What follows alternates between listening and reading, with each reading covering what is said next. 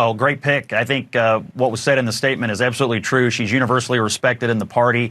The organization of the campaign and the fact that he stuck with the leadership team all the way through, I think, is a testament to just what a great job that she did.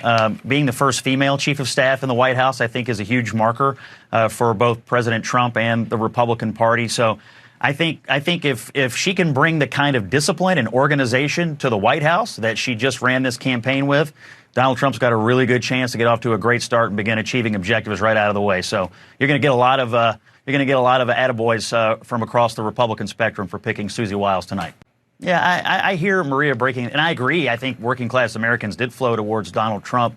But I think if Democrats are dedicated to continually dividing this country up by race all the time, I think one of the things I'm taking away from this was a repudiation of identity politics.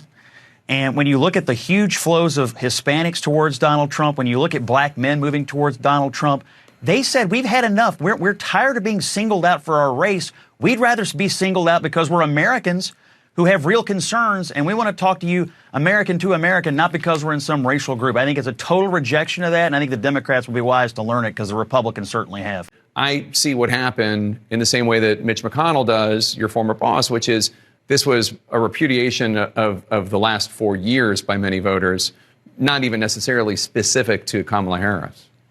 Well, I think it is specific to her because she was part of the administration for the last 4 years. And that was really her campaign's major problem. She could not, would not ever separate herself from Joe Biden. I mean, he had a 40% or less approval rating for most of his term. She was right there with him. She got a little bump when she got the nomination. But the results of it and how people felt about the job they were doing never really changed. And I think you pointed out the two most important issues, the economy and immigration.